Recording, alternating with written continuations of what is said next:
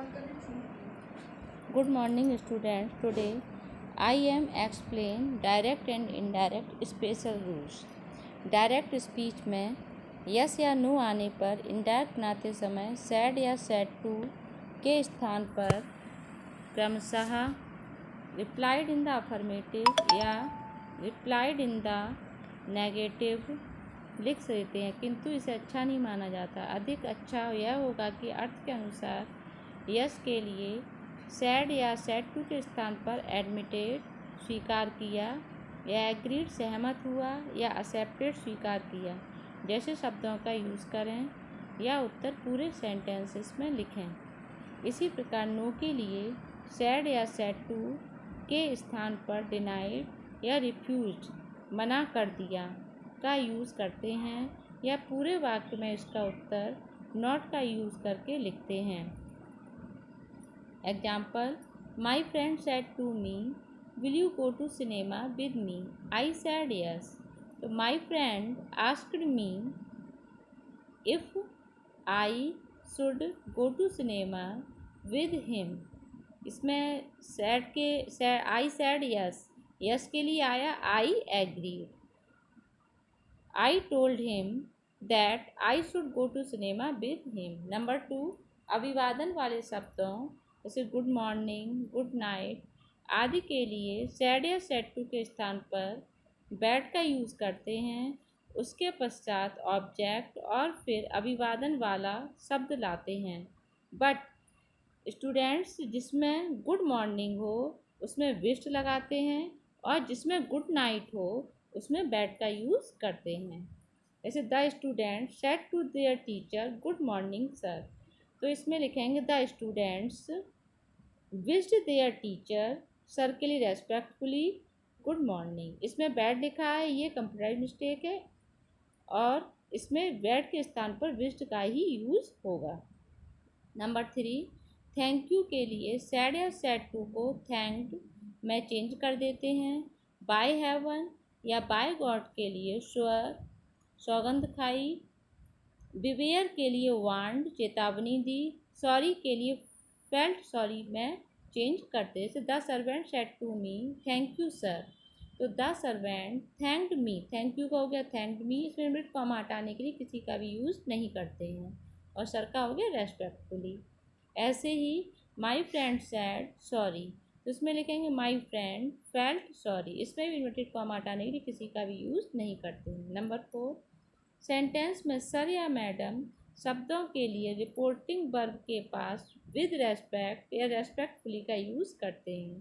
जैसे the clerk said to the officer sir can I go home now, तो the clerk asked the officer respectfully if he could go home then.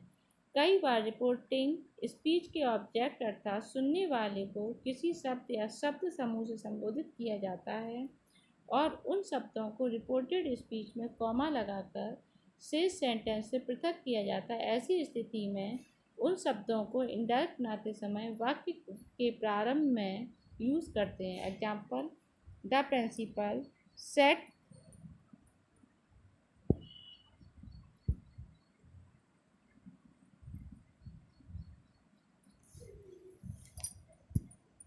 The principal said to the peon, foolish old man, why have you come so late?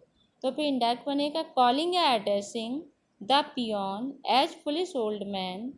The principal asked him why he had come so late. कभी कभी calling या addressing की आवश्यकता नहीं पड़ती अपितु उन शब्दों को ऑब्जेक्ट के स्थान पर या ऑब्जेक्ट के साथ लिखना उपयुक्त है। जैसे lord Yama said, O princess do not follow your dead husband, तो lord Yama advise the princess not to follow her dead husband. Kanta said to her husband, my dear why are you angry with me today, question mark.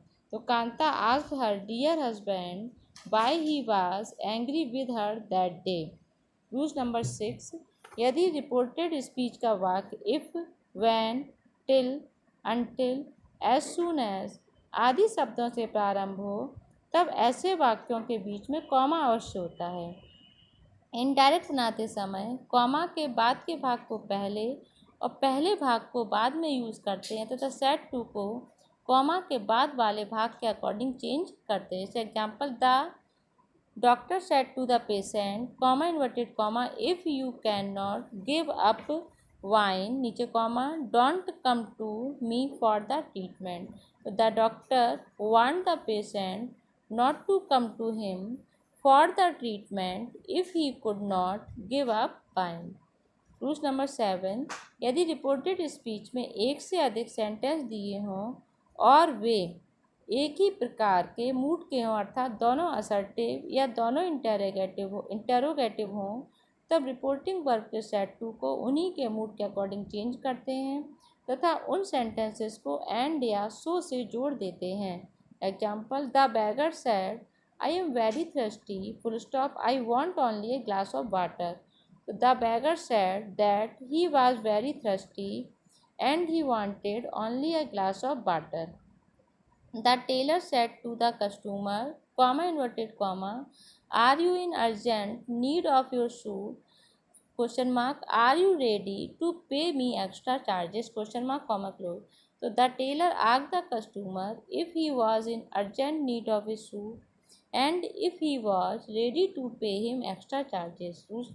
Number B, यदि reported speech में एक से अधिक sentence भिन्न भिन्न mood के दिए गए हों तब वहाँ जहाँ भी मूड चेंज हो उसे 3 शब्दों से जोड़ना चाहिए, अर्थात एंड तथा आगे आने वाले मूड को वर्ब टोल्ड, आस्क्ड या रिक्वेस्टेड और आगे आने वाले मूड का ही conjunction. Example, he said to me, I want your guidance, full stop, will you be kind enough to guide me? Question mark, comma close. तो he told me that he wanted my guidance and asked if I should be kind enough to guide him.